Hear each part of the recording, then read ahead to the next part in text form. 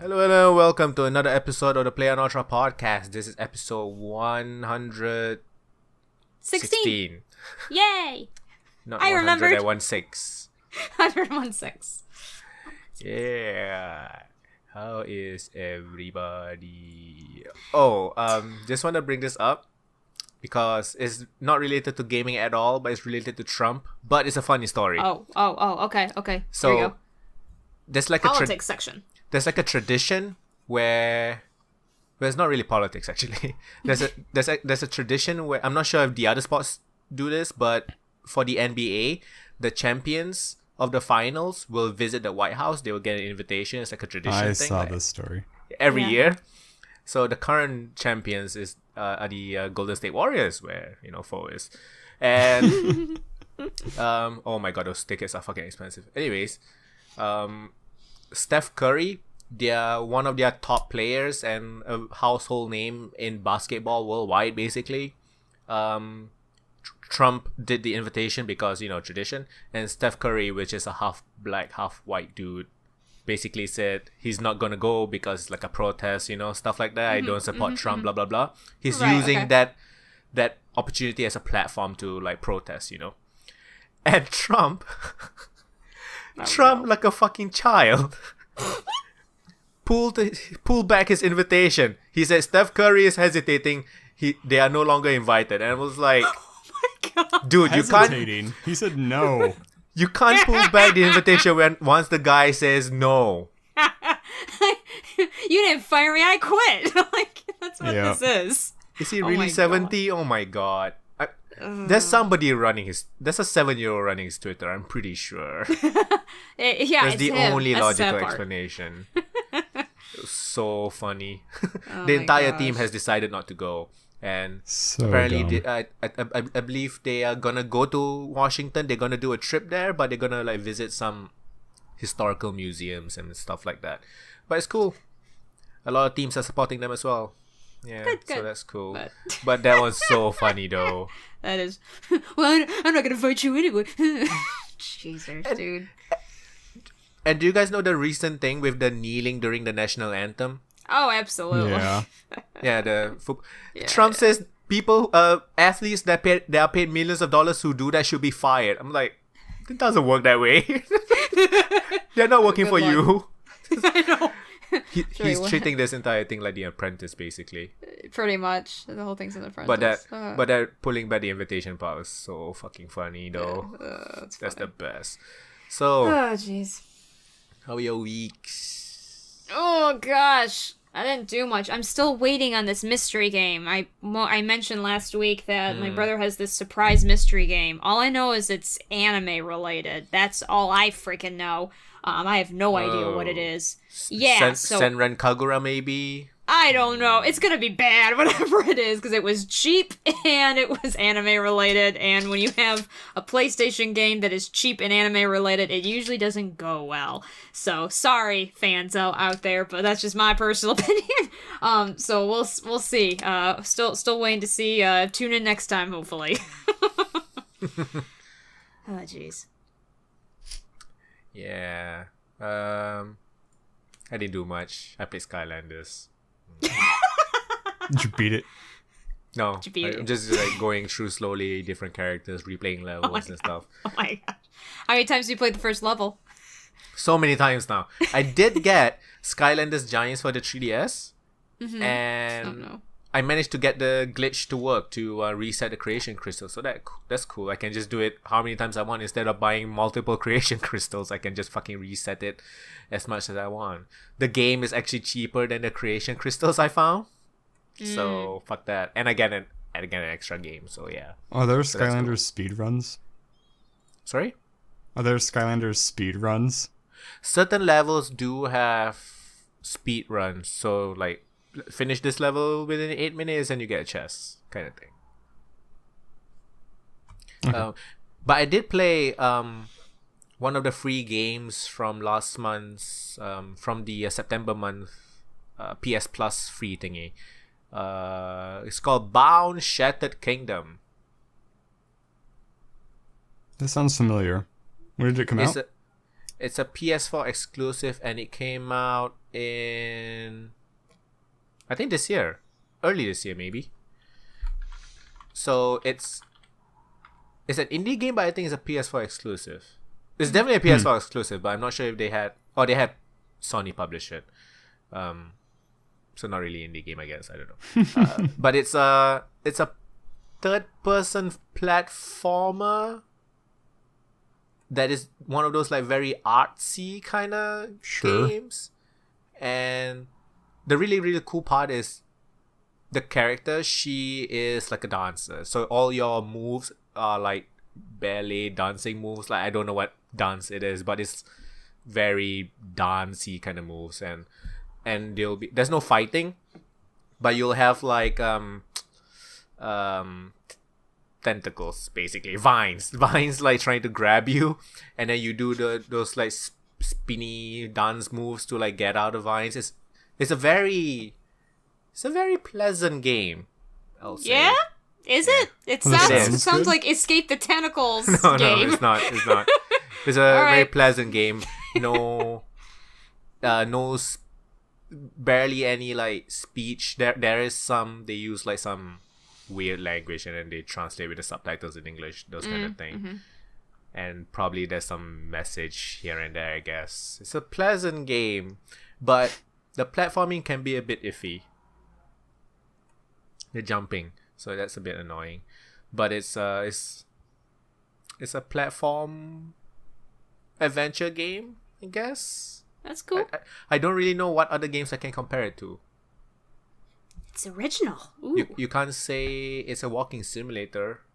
Because there's actual gameplay. Yeah, there's actual gameplay. Do you consider games like Inside and Limbo to be walking simulators? I personally don't. I feel like they have certain... Well, to me, the main reason is because you can die in those games. To me, walking simulators don't really have a death. You could die in Dear Esther. You could? Can you? Yeah, I drowned myself. Ha. Okay. Oh. Okay, that's hardcore. I did not know that.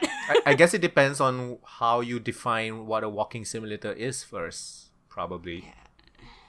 Is it just... Must it be first person? I don't think so. I don't think so. What I other don't think walking it's first simulators person. are there that's not first person? I mean, that is a good point. There's one I very think... much liked. Well, a game I consider a walking simulator. Maybe it's not accurate though. Is an old Flash game called Nevermore 3, I think it was. I'm sure the first two. The VVVV guy? No. Although that that's name a good is game very too. familiar. Pathways is a walk-in simulator that is a 2-dimensional side-scrolling. Pathways is 100% a walk-in simulator. Oh yeah, I played a certain I played a couple like 2D games as well. That's pretty much a walk-in simulator. I don't consider Inside or oh my god, Limbo a walk-in. To me, there's too many puzzle aspects that to me are not that you wouldn't see in a walk-in simulator. Like it's not the same kind of game. And also, in my opinion, like Limbo and Inside. I mean, walking simulators can be very linear, and usually they are, but, like, I think of Dear Esther and I think of Firewatch, and the whole point was kind of exploration in a way, and Limbo and Inside just isn't like that. It's very much point A to point B, point A to point B. I would say, like, Limbo to me is more like a platformer game, if you really want to go there, than a walking simulator. So personally. A narrative platformer? So it's interesting, because I don't think it's either, but, like... I think it's more like a walk-in simulator, because games like that, the platforming is so slow. It's like you're underwater. It's almost more like you're floaty. Like a QTE sequence almost than an actual like platformer. Maybe, yeah, but I still wouldn't call it a walking simulator, I guess. Yeah, no, I don't.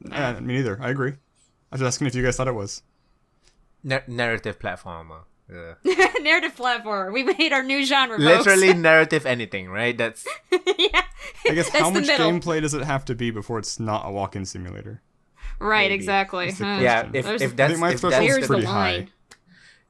If that's the case, then I would say Bound.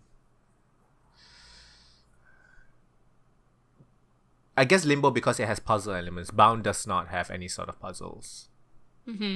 You have a bit of platforming, mostly traveling from point A to point B using dancing and stuff like that. Very, very few like puzzly kind of stuff. I mean, it can't have puzzles. Yeah. You could argue even, I never played it, but I did watch, it was Amnesia, A Machine for Pigs, the sequel. You could argue that that's a walking simulator. Yeah. I thought you could I got bored watching a Let's Play of that. It was super linear. Yeah, it's very linear. Well, the people who made Dear Esther made it. So, like, no offense to Dear Esther, but, you know. I thought that's the second game. It's the second game, yeah. The DLC not the first game. Or whatever. I thought the first game... You had to run away from the enemies or whatever. Yeah. No, first game's a horror game. Absolutely. First game is a classic horror game. No, the second game is not? Yeah, the second game's really Very weird. different? It's very different. Yeah. It's the kind of the joke was the engine and the people who made it were the people who did Dear Esther, the Chinese box or something. I can't think of the Chinese name. That sounds right. The Chinese room, excuse me. You're right, the room. Which is ironic because that has to do with AI. Anyway, different thing. Which I believe they are firing people, I think. In recent news. Oh, that's good, I guess. That's nice. But yeah, no, Machine for Pigs is extremely linear. You can die, but it's one of those, like, you have to be really stupid because it's pretty hard to, from what I had seen. I mean, the one thing that they took away that, you know, really was a strange idea to me is that you don't, in the first game of Amnesia, you have a lantern and you need to make sure it's lit. Otherwise, you don't have any light. You just have a flashlight that never goes out in the sequel. You always have it. There's no item management. There's no resource management or anything like that. Yeah. And I suck at resource management, but they took away a core element of the gameplay and the scariness of it. And again, like, you have to, like, run into the monsters. I don't even know if there's a real puzzle aspect. From what I saw, it was very much just point A to point B and very weird narrative, but I don't know. It was weird. But that to me is borderline. I can't remember it very well. That's why I'm not saying this confidently, but I would say that was a walking simulator. Right. I don't know. Walking's... It's weird. Fucking genres. Walking I know, right? simulator, but with gameplay, I guess. That is BAO, basically. Walking simulator with a bit of jumping here and there and a lot of... dancing as it's a really nice, you know, it looks nice, it sounds nice. I really like the animations of the character doing the dance thingies. I really have no idea. I think it's barely, I don't know, come on, don't ask me, but it's I'll take a look. It's just the platforming is really annoying. Yeah, that sounds cool. Yeah, it's that's reminded me of it because, like, I found the platform in Limbo to be super annoying. I think that's why I thought of it. Yeah, I liked Limbo. Limbo's issue is Limbo's That's issue is true. too It's floaty, weird. right? It is pretty floaty, yeah. And a little slow. I don't know. True, that's slow it's too. slow. It is hard to gauge how far you'll jump. Yeah, and for stuff bound, like that. it's just really difficult to, like, land where you want because the camera isn't really that good. Oof, that makes things rough. That's the problem with platformers is you have to make it so precise or else it just sucks. Yeah, I think it's like I think it's something like it's a walking simulator first, and then they decided to put in platforming, maybe that kind of thing. It happens. I mean, I'm not saying that was their exact. Right, but I mean, it's like an afterthought. I feel the Yeah. platforming, but it's a really nice looking, nice sounding game. Bound, Shadow Kingdom. good walking throughs are relaxing. And then I just played a bit more Yakuza, and that's it. That's it. That's my week. I did actually. Okay, I didn't play anything new. I tried to do Dragon Age Origins again, which has been there. Just because I want to try to get it. I want to try to finish it so I can finally play number 3. You mean you haven't finished it yet? No, because did you finish issues. 2? No. Okay. Okay, I've told you guys why I've never finished Origins, right? I've told this story, haven't I? Did I not tell this story? Just give a really quick summary. Yeah, I don't remember actually. Okay, basically, if you guys remember, you can play one of 3 classes in I almost said Fire Emblem. In Dragon Age, you can play a wizard, you can play the warrior, you can play the rogue. And so when I first started out, I wanted to play the rogue character, and I guess I statted her wrong, and so I started over because I wasn't winning. I kept dying, and it was really annoying. And so I tried it again and tried to redo the stats. I was still dying, and then I was told that the rogue class is like the hardest class to play play in Origins. So then I went back and played Mage. By the time I went back to do that, number 3 had come out. So at that point I was like, this is getting old. But the main reason I even bring it up is because I finally made a decision that hurt my heart as a gamer, but I had to do it for the sake of trying to get through this game, and I finally put it in casual mode. So, yeah, I'm now playing Dragon Age Origins on casual mode while playing a mage. I know it's really lame of me. There's literally no reason why I shouldn't be wiping the floor with everybody, but I just want to finish this game. So, that was that day. Do you... In battle, do you pause and give instructions to your teammates? I'm not very good at it. That's them. Okay, to be fair, it's not that I'm sucking because it's too hard. I'm sucking because I suck at it. I'm not good at the micromanaging, and that's what you really have to do. You have to micromanage all your players. And I totally understand that. My problem is that, like, it'd be one thing if I had just gotten this game when it came out and I had a bit more patience to learn it, but right now I kind of just want to get through it, and I know the mage, I don't know the other characters, because every class plays differently, you know? And so the problem is that, like, whenever I switch to another character, I kind of have to, like, go through all their powers one by one and be like, what does this one do again? What does this one do again? And I can do that, but it's just kind of tedious right now. And basically, then, you're a mage, right? Yes. Just have you, a tank, and maybe another mage. Wait, pretty much. You just blow tank, things another up. mage, and a ranger or backstabbing thief. Yeah, exactly. That's pretty much how I play. And now that I'm casual mode, everything's really easy, and it's fine. And again, you're supposed to also do the micromanaging of the tactics slot and stuff like that, and I do it a little bit, but I just, at this point, again, if I had played it when it came out, I would be totally fine with doing all that. But these days, I just have no patience, and I just want to get through it because I do want to play Dragon Age 3 because it sounds really cool and sounds like my kind of game. But I want to play them all in order. To make it easier, under the tactics menu, you know where you can, like, change the things the AI does? Basically change everyone to attack who you're attacking. Yeah. That is the number one change. Because everybody be, like, attacking and nobody's dying. Yeah. So it's really annoying. It's all spread out, yeah. Pretty much. And then make the tank use like a taunt whenever like the taunt a bunch of ability, people are surrounding your main character or whatever. Your main character is like the main. Yeah. Exactly. I love that game. Yeah, it's a good game. I to be fair, I'm getting pretty close to getting done. Because I'm in Orzammar now. That's like the last stop before the big change. So I'm over halfway, I think. So I can get through it. I do recommend playing Dragon Age 2 actually. I wouldn't say it's as good. I'm gonna play because it'll be quick. I feel the story is pretty good though. Yeah, it'll be very quick. I have it here. The thing that's gonna be funny is I'm playing this all on Xbox too. I sometimes kind of wish I had just bought them all on PC, because it'll be easier for me to play. But we got them all on Xbox. Exactly. We got them on Xbox. Gonna play on Xbox, but then I can do number 3 on PC because they have the thing that makes it that I can transfer over. So I can do that. Yeah, the way they did the transfer, it was buggy at first. I think they fixed it. But yeah, they had it where you could transfer Xbox. If you got for PC, you could transfer Xbox files to the PC. It was really nice. That's cool. They had a way to do that. Yeah. So that's what I'll be doing. Nice. But yeah, so someday I will finish Dragon Age. Someday.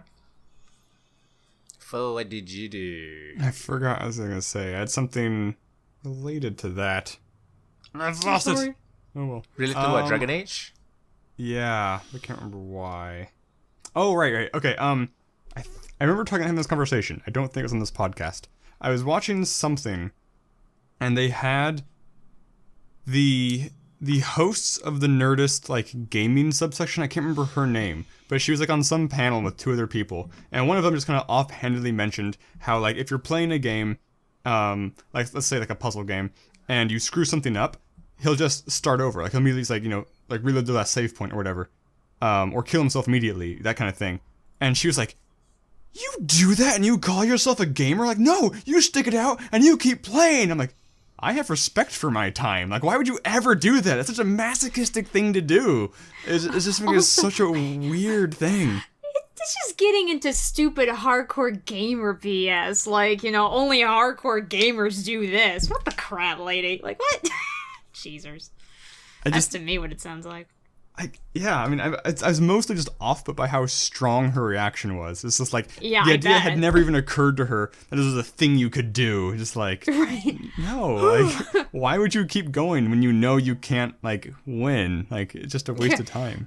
Never play Battle Blocks? Is that what that game's called? Battletoads? No, not Battletoads. It's the Battle Blocks Theater. Battle Blocks Theater is a game. Yeah. I'm only making fun of her that because there's a self-destruct option with your character where you just go to the last save point, because that's the whole point, is that maybe you're not quite in the right spot. Yeah, exactly. So I'm like, a fair number of games have it. Yeah, I mean, I'm not saying you should never persevere. I'm not saying you should always just give up. I'm saying there are a plethora of times when just killing yourself is, the efficient way to try. Just play the game how you want, guys. It's okay. It's a game.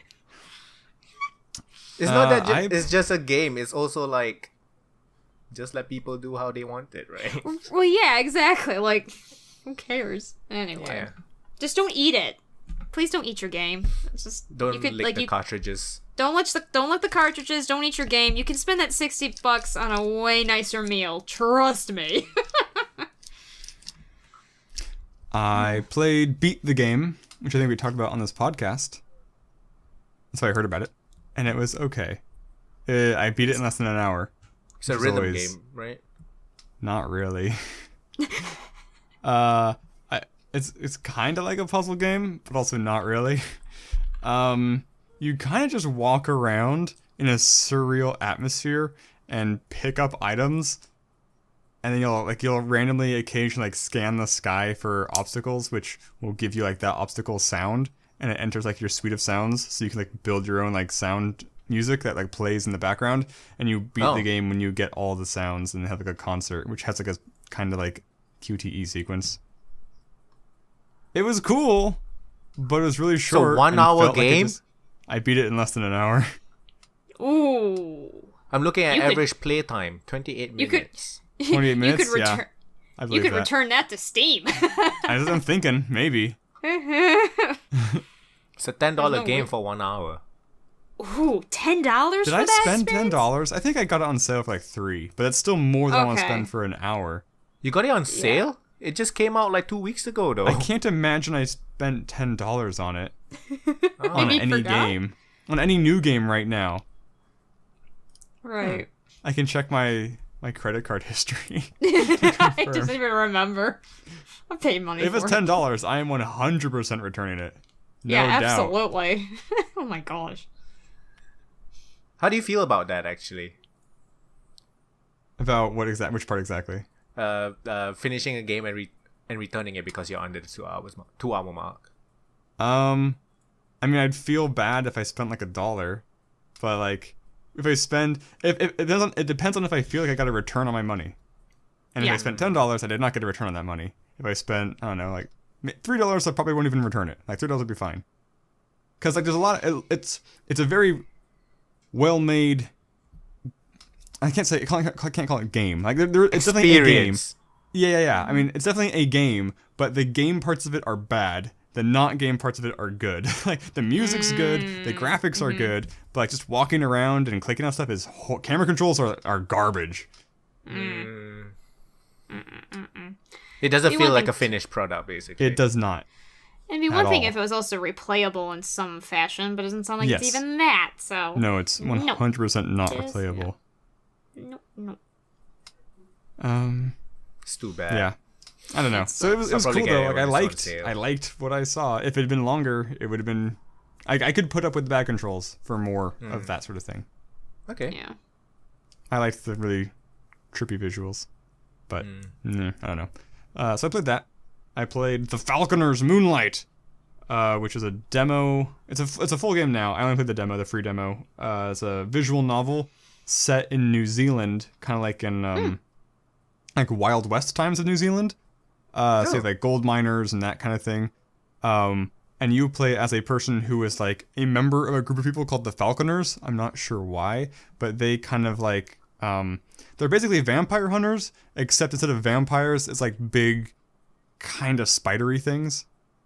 And so this people are dying. It's people are dying, and it stinks of spidery thing. I can't remember the name of it, like chupacabras. And so you have to go and down, like, hunt down the chupacabra. So it was cool. It was interestingly written. I liked the visuals, and there's no voice acting, which is always nice for me. I don't like voice. I don't know. Not voice acting is bad per se, but I like reading it. I don't like having it read to me when I'm actively playing the game. It's If I wanted it read to me, I'd watch a movie. It's a point and click. It's a point and click. I mean, it's not even a point and click. It's a visual novel. Like, you don't even click around for clues in the world. You just kind of, there's a couple of dialogue choices. Like, I'm going to talk to this person first. Or I'm going to say this to this person. But I didn't even get the sense that there were branches. Right? It's like Phoenix Wright. It's probably like Phoenix Wright. And then the final thing I played was Infra. The final part finally came out. Part 3 of 3. So the first 2 parts were both almost exactly 8 hours. So I think this is going to be another 8 hours. And we're off to a pretty bad start because I mean it's me. It's like you're walking like through this stairwell and there's like smoke and you get a call on your radio like, hey, I'm stuck in this building and the smoke's filling up. Can you let me out? And like, okay, so I go into this room full of smoke. You have to crouch, otherwise you start suffocating. And like I'm hitting buttons on this keyboard trying to like open the door for this guy. And I tried for like 40 minutes. I'm like, well, I can't figure this out. I'm sure he'll be fine. I just leave because like half the puzzles in the game are optional. But I felt really bad about it. I don't feel too bad about it because I know for a fact there are things in that game which you just can't do unless you've done things way earlier in the game. So I'm telling myself this is one of those things, but I don't know. It's very possible I just couldn't solve a puzzle, but I'm telling myself it was impossible to solve given my save state. You led him to die. I'm sure he's fine. He's fine. And the game keeps being scary. At least once or twice, the thing's like a scare. And in this, I just played... So I played 20 minutes for the first episode. I just played 20 more minutes for the second episode. Or sorry, 40 minutes for the first episode, condensed to 20 minutes. Edited out all my not puzzle solving. I just played 20 more minutes. And there's a scene where you're walking down like this mine shaft. And you pick up a note. And the note's like this talking like this. I'm not sure who wrote it, but they're talking about how creepy it is being in the mine shaft. And he mentions like, oh, we couldn't get the statue out. It was too heavy. And I feel like I'm being watched the entire time. And then, like, I noticed, like, while I'm reading this, like, really, close in your ears, it's playing, like, this breathing sound. And, like, all my hair is just, like, going up. And I'm like, I don't want to turn around so bad. Nope. And I'm not gonna say it happened. I did turn around. That's a nope. I did turn around. It's a dead end. I had to turn around eventually. Oh, gosh. Oh, my God. But... And that episode is up. Yes. That episode will go up tomorrow. Okay. Oh man! I'm just editing right now. It's pretty cool. Like it's like one of those games you didn't think it was gonna be like a very horror experience, but it turns out it becomes like a horror experience. I mean, I wouldn't even call it like a horror game, but like in the first part, there's a moment where you walk into a room and you see what is very clearly outlined like a dead body under a sheet, and something happens, like you turn away and you turn back and it's gone. And then like, and it's never referenced again, really. And then like later on in that same first part, like I pushed through these vines and just graffiti on the wall is clearly like the Slender Man. And that wasn't scary, but it's a little creepy. And like in the second part has had the most blatantly horror thing yet. And that was, you're walking down like kind of this abandoned hallway, like in some sort of like sewer mine. Or you're underground, but you're in like a constructed hallway, like with walls and a floor. And you just see like an all black silhouette of a miner with like glowing white eyes. And he's just standing at the end of the hallway, like looking at you. And the screen's kind of like going, wah! And like you have to like walk towards him to like get by him to do this thing. And it was really, really uncomfortable. And I think they explained it with like mushrooms or like gas leak or something, but like, it's basically randomly scary sometimes. Hallucinating a bunch of shit. Yeah. Oh, God. And I don't like it because I didn't sign up for that kind of scare. I kind of like it, but I mostly don't like it. But there are no jump scares, right? There haven't been yet. I mean, when the miner first appears in the hallway, it definitely got me for like a second. And the body, I think, kind of startled me, but they're not like loud right in your face. Yeah. It's more like startling. It's not full blown jump scare. Yeah. Actually, and another thing, I guess this wasn't like a horror thing, because it was more just like, I was more like curious about what it was. There was a moment in the second part where I kind of found this secret thing. So there's like a sewer tunnel with like, vertical bars in it. And I found this area just kind of randomly where you could like squeeze between the bars.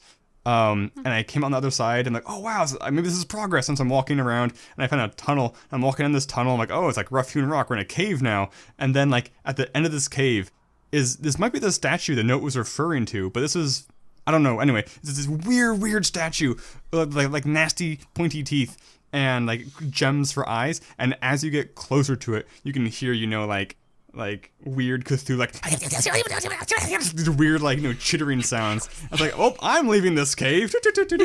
Like, not today, Cthulhu. Not today. I got an achievement for it, like praise Cthulhu, or some weird thing like that. I'm like, is this part of the story? Is this an Easter egg? I don't understand. You're not supposed to. Eventually you'll understand, hopefully. Do you want everything answered? Or do you think I do? Are you expecting like one revelation at the end? No. That just, that is why everything happened? I don't think I'll get pretty much any answers. And if I do get answers, I don't expect I'll understand them, because I've been playing this game like on and off for like better over a year. So I don't remember even like the main character's name, or I kind of know what the plot is at this point, but it's shaky. Yeah, I wanted to ask you that as well, because like things. There's such a big gap between each episode. I will almost certainly replay this game at some point. All that being said, assuming this third part is 8 hours as well, that's like a 24-hour game, so it's not like just a casual replay. But, and especially too, because if I replay it, I'll want to try and solve the puzzles I didn't solve. Yeah, it's not really a sprint. I mean, you can hold shift to go a little faster, but it's definitely slow compared to like Mind Path to Thalamus. That's a first-person puzzle game, and it's almost too fast. Like, I can make myself motion sick by running around that world too quickly. Mm-hmm. But anyway, Infra's good. I'm looking forward to playing more. Such an interesting thing. That's the game with the coffee machine, right? The coffee. That was... I think so. That was forever I think I know what you're ago. talking Now about. we got I think the coffee machine is the exact same part as the scary miner ghost thing. But yeah, so playing more of that. I did miss I missed an upload today, and I missed an upload earlier in the week because it's crunch time demo here at work, so I've been working 12-hour days and didn't have time to record. Ugh. Don't feel bad, I haven't really been recording anything. Although I have, to be fair, I have been trying, but like, things have just gone wrong with me in recording. I don't know why. I don't know if like I'm just not doing something right or what, but like I've had like 3 recordings now go completely wrong. I'm like, I got some recordings, and I go to edit them, like, and they're all different issues. And I'm pretty sure it's because of the game, just because I've had, one of them I know I've had issues with this recording this kind of game in the past, so I thought it was okay, but whatever. Another one was a new type of recording I was trying, and it just didn't work out. And then the third one, I don't know what was going on with that one. I can't even explain. That was a long time ago, though. So it's been rough trying to figure out what to record, because it's very demoralizing. It's like all these have gone wrong. But yeah, I had I can't remember. There's a game on my list I finally played called Interstellaria. And I thought I'd selected play tutorial. And I'm recording this and I'm playing it. I'm like, this game is so weird. This tutorial doesn't explain anything. And I'm playing it and I'm not having that much fun. And I stopped playing the recording. And then as I'm editing it, I'm like, oh. When it prompted me for the recording, when it prompted me for the tutorial, I said no. So like, I was just going to throw that out. Just not going to let that see the light of day. No one see this embarrassment. That being said, I still didn't enjoy the game, so I'm not going to actually go back and replay it. Yeah. It was trying to be like FTL, but the combat was way more boring. There's a new game that came out recently that I saw just now. It's one of those first-person dungeon crawlers, like those old school Is Is this the one where you punch things? No. I know which one you're talking about, though. That one's amazing. That one looks cool. It's like an 8-bit. It's punchy. real low res. Yeah. Yeah, literally. This one is a steampunk one. Oh, cool. Yeah, it looks really nice. Wait, is this the one where you have like a whip and a sword? I don't know. I just know it just came out. What's it called? What's it called? I'll need to look it I up. don't know. Excuse you all. 8-bit I'm looking through. Cuphead, Well, Cuphead came is today. out. Yeah. Apparently it Cuphead was is like out. $12 like on Tuesday, and then it like went up after that. Oh, I didn't buy it yet. I don't know if it's supposed to Yeah. be harder multiplayer or not. It doesn't have. It only has local co-op. The name of that game I was talking about is Vaporum. Vaporum. Okay, I don't know that. Vaporum. Porum. Grid-based dungeon crawler RPG. Old school stuff. Original steampunk setting. Can you say original steampunk setting? Yeah.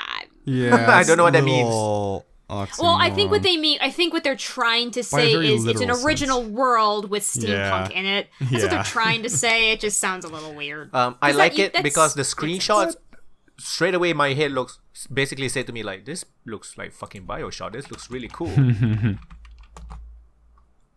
Pretty much. Looks really nice. Looks Oh, really, it does Okay. look like That seems Bioshock. pretty Oh, cool. 100% it does. Right? Vaporium. So not as Vaporeum. original as you thought. Yeah, no. Oh, Vaporum. I see. Vapor It's basically like vapor. yeah. Vapor. Is it a vapor. roguelike? Dungeon crawler. I'm Oh, not sure if interesting. it's It's like, roguelike or not. yeah. Oh, I it's can't tell. not. It doesn't looks- say it dungeon looks crawler. It looks grid-based. Sorry. It doesn't say Like, roguelike. you know, Yes, it like is the a old school first dungeon person. Yeah, crawlers.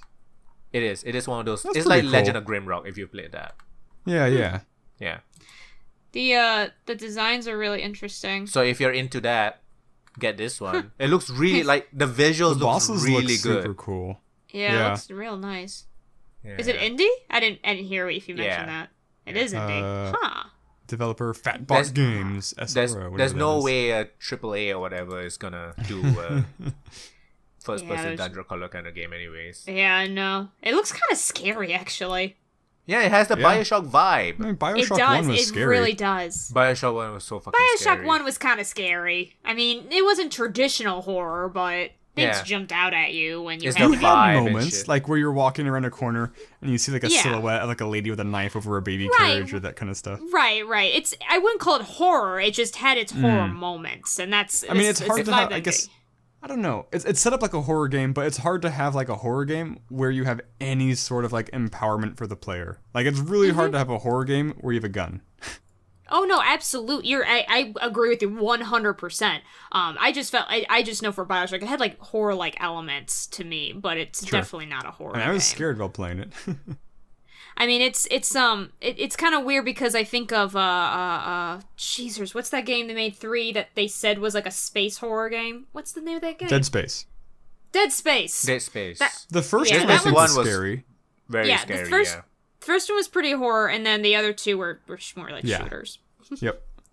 with eye surgery. Hated that part. That and the eye surgery and Dead Space 2. Holy shit! Is Yeah. this Battletoad? What? It What are you is. talking about? Wait, I'm- what do you want about Battletoads? Killer Instinct is out on Steam, Oh, cool. Oh, and interesting. and from what I've heard among the not Killer Instinct community, fighting game community, it is one of the best fighting games Yeah. today. It's pretty highly. Oh, that's why you said respected. Battletoads. Got it. Yeah, 'Cause he got it has a Battletoads skin Battletoads in it. character. Or a character. I really want this now. It's Oh my it's a gosh. really cool game. I love that the really characters like are all so different and unique looking and shit. But I've never played any of the KI games before. Oh wow, they got some pretty heavy hitter on developers that helped with this game. Like a Predator. They had It's like a Microsoft Rare and game. Double Helix. Yeah, it's a Microsoft game, but they also had help with like Rare and Double Helix. Wow. I'm gonna put this Yeah. on my wish list. Because some people say single player stuff quite a bit, so yeah, I like single player stuff in my fighting That's games. cool. Do you use a joystick? Do you use a regular controller? What do you do? Controller, I'm a casual. Oh, I'm you're so really, cash. really bad at joysticks. How So dare bad. you be so cash? Joysticks are. I actually bought I got like a $20 joystick. Just because when I was playing Skullgirls a bunch, I was having a really hard time just chaining stuff together, and it made a huge difference yeah. actually.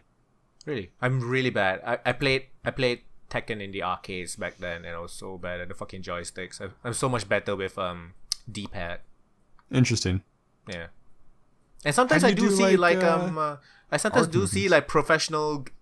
One guy will be using Yeah, a that's joystick, and the true. other guy will be using a freaking controller. I was like, holy shit! I thought everybody uses controllers. Yeah, You can't reach to a certain level or something. Maybe because a controller just has some limitations with the positioning. Maybe. Are you? Is it more accurate with the joystick? I think so. You feel? I think you can get. I don't know. I think it's easier to do like the round motions. I don't know. Right. Yeah, okay, I can see that. But back then I played so many fighting games on the freaking PS1 and stuff until it always hurts my finger here, my thumb. Just goes red every time. Oh no. Fucking Marvel vs. Capcom and shit. So that's cool. Are you gonna get game Hob? Looks interesting. Hob. Hob. I think it looks kind of cool. I don't know if I know about that one. It's made by the not out Torchlight yet. people. It is. It just came out. Oh, it came out today. Okay. Yeah. Hob is a Oh, it came out 3 days ago. Oops, I'm out of isometric date. action adventure game made by the people who made Torchlight 1 and Torchlight 2. It looks kind of platformy as well, though. Yeah, it's not hack and slash. It's just, I guess it's third person. I see there's like some side-scrolling stuff. There's some isometric The camera views. moves. It's just basically a third person action adventure game. Like I'll probably get it on sale because these days I just feel very tired playing action adventure-y, puzzly kind of games. Mm-hmm. I just want to play a game where my character can progress and I'll become like a superpowered bastard at the end, you know? Like, that one gives me the most satisfaction, I would say. Satisfaction. Yeah. Okay, let's get into news. Let's get into news. News. News. Let me bring out a couple first, I guess. Let me bring up... Okay, let's bring up 3 Nintendo things in a row. Oh, geez, let's go. No, hold on. Sarah, is your thing a Nintendo thing as well? It is not. It's just Okay. mine's more of like a happy story. Like, look, gamers aren't bad. We should end with yours. Yeah, well, let's end on mine. Mine. Mine's a good ender. Okay. So the first one is Nintendo Creators Program. Oh no, what'd they do? So then, as you know, if you want to make money out of creating video content on Nintendo games, you have to be signed up to the Nintendo Creators Program, right? Right, yeah. And a new memo just came out for streaming on YouTube. Mm-hmm. You're not allowed to do that. Of course not. That is literally, they just send an email and you can't stream. Oopsie. That's basically what they say. Dang. Yeah. Jesus. I'm not sure if it's like they're gonna bring down your channel, they're gonna strike it, or they're just gonna demonetize it. I'm not sure.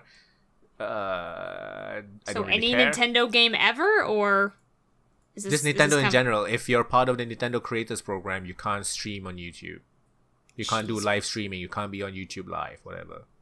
All right. Like, no content whatsoever. Not even just Nintendo content. Just any content.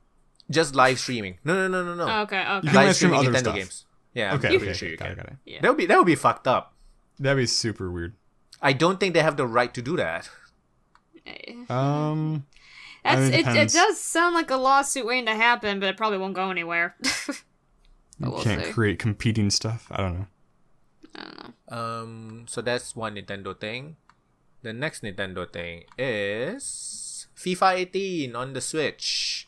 So FIFA 18 just came out. That's a huge title every fucking year because a lot of people love soccer, football. Of course.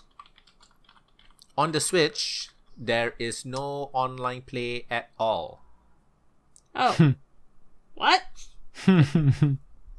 So you gotta find attractive friends to play with. Oh man. We're screwed. There is no invitation system. This is by a user on the Nintendo Switch subreddit. He couldn't find invitation system at all to play a friendly match against friends. No lobby like in Mario Kart, whatever. There wasn't any system implemented at all. Of course. All right. And apparently NBA 2K18 has the same problem. Great. Switch, why you do this? I'm very confused. All right. Next lot of one. questions. And next one, it's another Nintendo thing, also a pretty small one. The SNES Classic uses the exact same hardware as the NES Classic. Exactly the same.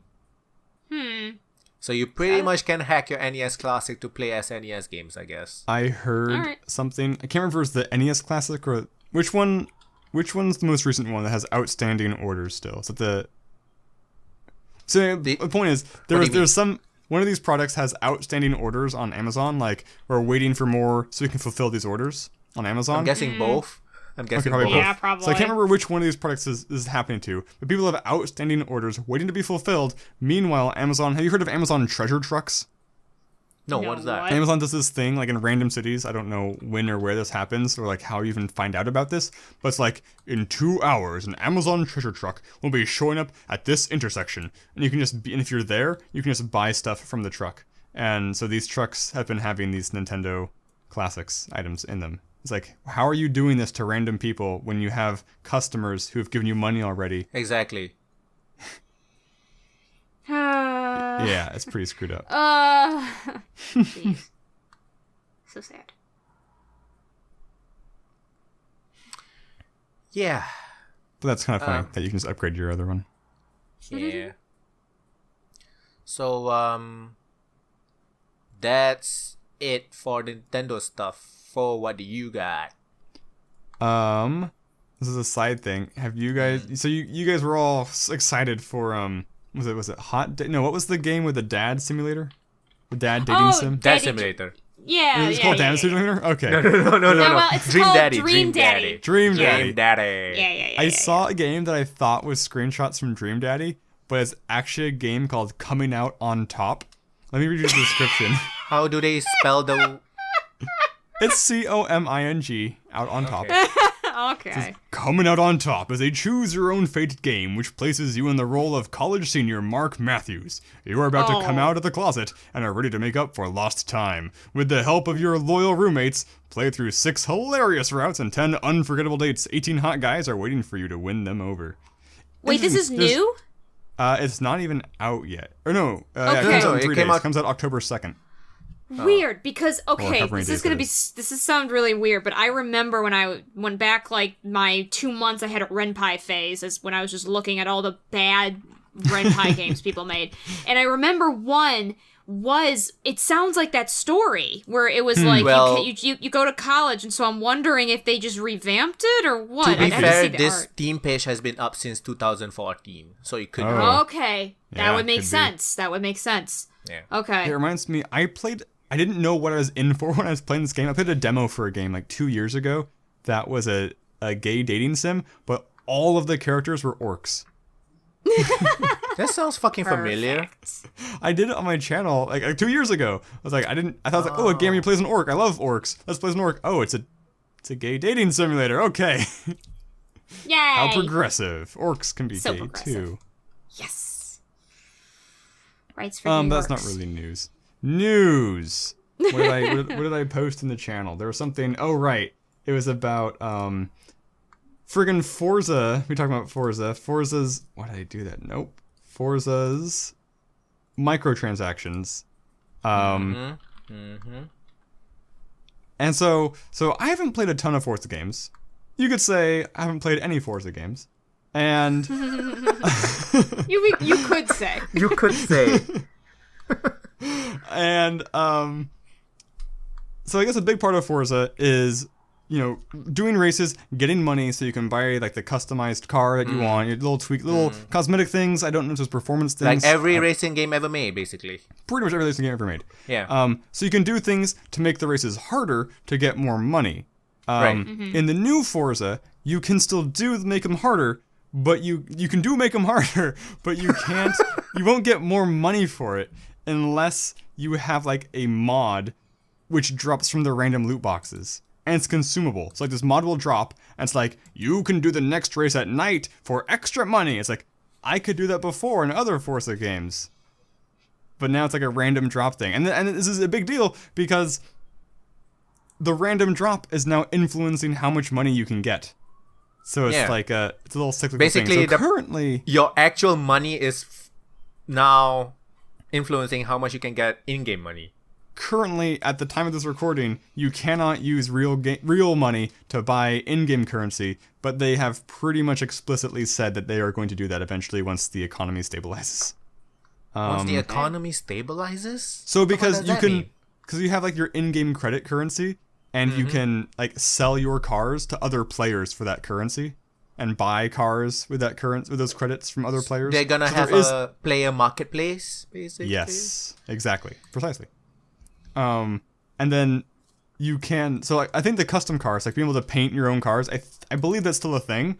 But so the cosmetic thing now that drives microtransactions is your character cosmetics, the actual driver cosmetics, which you never see while racing, but to make it, quote, worthwhile, they made it so like every menu has your hero, your driver just like lounging about doing, boring, dumb like waves, because so they show it in your face all the time so that you can know that I have this skin. It's like Overwatch. It's like, you never see your character, but they always shove them in your face. Like they show up your opponent's avatars in your face, or just say, hey, look at skins. Skins are a thing. They're shiny and cool. Buy them. Even though you can't see them. Even if you can't see them. Basically, microtransactions. Every game that has microtransactions is they try worse. To beat you down psychologically. Yeah. If not, you're not gonna spend money. Yeah. And this is how microtransactions even though you bought the game. Yeah. So basically, if I want to play Forza 7, which I won't, if I want to play Forza 7, and I don't want to spend any more money apart from buying the game, I'm gonna get a very gimped experience. I can't even play like on a high difficulty to get my extra rewards, right? That's basically it. Your grinding for currency is kind of capped. So because loot boxes are only real world money loot boxes. They will be. I mean, you get them by like leveling up. Amazing. There's like a bar, like you did a race, you get some experience points. And they're consumables, yeah. Amazing. I believe so. That's my understanding. It's as if these fuckers, I think all of these companies are hiring the same guy. It's either that or they're fucking sharing notes on like some shared Google Drive document or some shit. Seriously. There's some Google Drive we don't know about. Because like I'm against microtransactions, period. Like, yeah. I'm not gonna boycott your game. I'm still gonna buy Destiny 2. Like, if you hide behind that thin shield of it's only cosmetics, I'm like, okay, fine, I don't hate you, but that's still stupid. So far this Forza thing is the closest we've come, I think, to like, a AAA game where paying money has the most impact on like gameplay. Yeah. So that line's slowly. And B2K18 is trying to win that. Eventually, they're going to screw up, though, right? And they're going to go too far, and then there'll be some sort of revolt. Hopefully. I don't know. Hopefully. I should just start boycotting. We should all slay them all. Yeah, seriously. Don't buy it. Not get Destiny 2. Just yeah. Microtransactions, I'm out. That's what I should do. You mean microtransactions in full price games? You're out, right? Sure. That's what you mean. In a free to play game, I can understand it a little more. Although, again, it's still like not gonna make a good game. True, like I feel Warframe. Like we always go back to Warframe. If Warframe, yeah. Did you hear about I missed it. There was a bug. I heard it was only on the PlayStation. There was a bug in Warframe this week where you could buy one of their DLCs. So this is sort of fascinating. Apparently, Warframe has a DLC bundle that's valued at $140. Whoa. There was a bug where you could buy it for $10. I'm guessing it's fixed now. It is fixed. It was fixed within a couple hours. Yeah, I bet it was. But that's so much money. Like, holy crap. A lot of money. It's so funny. It can't be healthy, right? Probably not. Probably not. It's bananas. Okay, so that was one story. Did I have any more stories? I felt like I posted at least one other thing. Oh yeah, Flynn, Son of Crimson is a Kickstarter game you should check out because it looks really cool. It's weird. It's interesting because looking at it, I was like, this looks a lot kind of like games I was complaining about 3 weeks ago. Where like, there's too many two-dimensional Dark Souls games. I think this doesn't trigger that for me because the combat seems much faster paced. Cool. So I think that's worth checking out. It looks graphically cool. Gameplay looks cool. I haven't played it yet. I actually don't know if there's a demo. I didn't actually look. If there's a demo, I'd definitely play that. But I think that's pretty much all the new noteworthy news I had. Okay. Let me look again real quick while Sarah goes. Do you want me to do my happy news, I guess? Sure. Let me do mine first. Yeah, do your not so feel good. I'll do my feel good. Oh no. Mine's feel good. Well, mine is not really any kind of feel. So it's just about Denuvo. It has been cracked in the latest Total War Warhammer 2 game within 24 hours. Oh, wow. Yeah. That's a new record of fastness, right? Yeah, I'm pretty sure it is. Normally it's like a week. That's it's crazy. usually a week. This one's 24 hours now. So what is the next DRM they're going to come up with, I wonder? 3 hours. I don't know. No, I mean, what's the next technology they're going to use? Yeah. Oh, sorry. DRM, I said. Sorry. Yeah. So I wonder what's the point of using Denuvo now. Yeah. Sega loves their Denuvo. Even fucking Sonic Mania has Denuvo. What the fuck? I don't know. Oh, jeez. So that's my thing. Alrighty. That's all my things. I wonder if that anyone's all even thing? going to bother working to crack the Sonic Denuvo. It's like, who cares? Well, to be fair, Sonic Mania got really, really good reviews because it's a very old school game. It captures the old school game. And I'm quite excited for Sonic Forces because you can create your own character. Yeah. Nice. Make your own OC. Fo, you got one more thing? Or no? Yes? No. Okay. Nope. I confirmed it was the SNES that's being sold out of trucks, not the NES. Doesn't make a big difference. Very nice. This isn't super special, but there's a guy who did a 24 video game marathon to raise money for like hurricanes, like people affected by the hurricanes. So that was cool. The funny thing about the article is it's from like the LA Times or whatever. They don't even like mention his. I don't know what he played on. I assume it was like Twitch or something. They don't even mention that. Yeah, they don't even mention that. They're just like. Then what's the point of writing the article? I know, right? Like they're just all it's just like this Did they random mention his dude. name? They mention his name. His name's Scott Jones, but that's all they do. They mention his username. No, that's what I mean though. They don't mention a username at all. They're just like random dude Scott Jones. This is the opening line. Unable to help with hurricane relief efforts in person, Scott Jones did the next best thing he could think of. He gripped his Nintendo 64 video game controller and began playing, his fingers jumping across the gamepad. That is someone who's never seen a video game before. That's how you would describe hilarious. that. Was it written by Melissa Etterhart? Yes, it was. You found it. I found it. You found it. So yeah, it's a guy. He and did, of course they have. Hold on. Of course they have to use the most unflattering shots of gamers as the main picture. Right? Oh my gosh! I know. Right? it's the worst. Oh my gosh. Anyway, so they just basically talk about how he his viewers donate about $1,700. Yeah, he gripped the controller, fingers jumping across the gamepad. What? Who says that? It's like she's trying to do a play-by-play. He gripped his... And then what? Wearing a t-shirt and pajama... What the fuck? And Jones spent the first 23 hours playing video game classics such as Star Wars Episode 1 Racer. Episode 1 Racer? What? Do you mean Star Wars Episode 1 Pod Racer? Is that... and only getting up when nature called. With 1 hour left, he switched to Super Smash Bros. Melee. But in advanced mode, a decision he regrets. What kind of writing is this? I know, it's so bad. Anyway, he raised money, so that was really cool. And then they talk about other people who've raised more money, so that was kind of whatever. But anyway, yeah, so video game people are not video game people. We're not all losers, so that's cool. But most of us are losers. Oh, this is some crazy setup they have here for the fundraiser. Yeah, they're mentioning a bunch of other fundraisers. Anyway, I just thought it was nice. Philanthropy, yay! So, that's all. Our publicity stunt. Yeah. Well, they didn't put his freaking Twitch handle, so I have no idea. Point. Oh my gosh. I still couldn't believe that. I was like, you're not even putting his Twitch handle on there? Dude. Oh, jeez. Anyway, I found another story I forgot about. I read it earlier. Apparently, Destiny 2 players on the console are running out of things to do. Oh, because they've reduced a lot of the grind in the game. And they've locked things behind, like, time. Like, every 2 weeks, there's an event that takes a small amount of time to do. And so, like, you do this thing, and then you're kind of done for the week. That's a problem. I think it's a good thing. Well, I mean, having bored players is potentially a problem, I guess. That's true.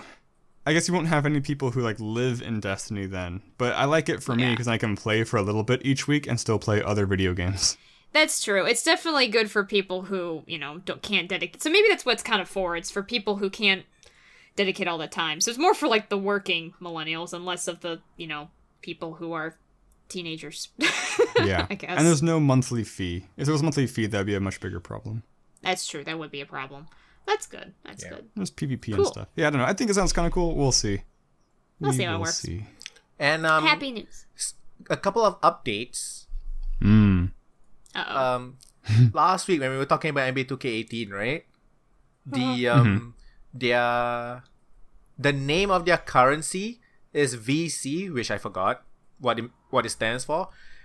VC stands for virtual currency. They didn't even bother to fucking name it something else. Okay, Creative. so that's At one least thing. name it credits. Like The next thing is Warner Brothers regarding that charity DLC thingy that they were trying to exploit their executive producer's death. Oh, with, right? Yeah. Yep. I'm just gonna say exploit because that was what they're fucking doing. Fuck you, whoever would think they were not trying to do that. What the fuck? Yeah. Fuck you. Basically, they said they brought it down. Everybody's gonna get it free, and they're just gonna donate money to the family. Oh, wow. Right. Okay. Yep. Yeah. That too. That whole thing, that whole like DLC thing of being able to buy like supporters in Shadow of Mordor, that we don't know yet how much gameplay that's going to impact, but that could be worse than Forza. I'm sure it's gonna be impacting a lot. Yeah, we'll see. It's like if you're playing Dark Souls and you just buy a really good weapon right off the bat. Pretty much. Yeah. Pretty much. See what happens, I guess. So yeah. But I guess play the game how you want to play. If you're a sucker. I guess, but I don't know if you want to support these kind of practices because it's it's just a gonna get worse if exploitative. you're gonna. Yeah. I know. Ugh, gross. Anyway. Yeah. Anything else? Good place to wrap up. I think we can wrap up. Yep. So yes, the thing that we Do all the do thing. all the time. Do the thing. All right, hey folks, you can find me under Sarahscopic, Sarahscopic. I'm on YouTube, I'm on Facebook, I'm on Twitter, so hit me up. Say hi. I'll say hi back. And I'm Foehamner, and I'm also on YouTube. If you want to watch me get scared at games that aren't scary, you can find me there. And I'm Pupunoob, and will be everywhere. So just wanna bring up something. You might realize that the intro and outro music has changed. So Oh. did you not realize that, Sarah? I guess I had not. So it's by an indie composer. He goes by 2Mello, like number 2 MELLO. You can search him on 2mellomix.bandcamp.com/music. The song that I used is from his Midnight Broadcasts Volume 1 album, and it's track number 7, Foreign Landscape. Yeah, track number 7. I thought the first thing when I heard the song, I was like, I really want to use this for the podcast. That was and the reason how I found this guy is because he is the composer of Read Only Memories OST. Oh, okay. Which is a Cool. fucking amazing OST. I still need to play that game. It's a really good game. And they, you're gonna hate this, play it. but they have a new version of the game with voice acting. Aww. Yeah, that's right, Yeah. they do. I forgot about that. They totally do. I don't hate all voice acting. I think I just hate it in visual novels.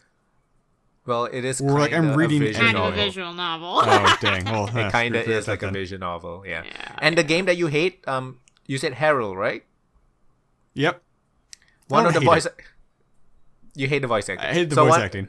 Yeah, one of the voice actors was Jim Sterling, actually, who also voiced the character in Read Only Memories. I don't think I Interesting, heard right? his voice. I don't think I played long enough to hear Jim Sterling. I hope I didn't. I don't know. Who's your least favorite one? It's just interesting. So yes, go check out his album. He's a really good composer, I feel. Yeah, that is all this week. Thank you very much for watching and listening. We will see you next week, hopefully. Bye bye.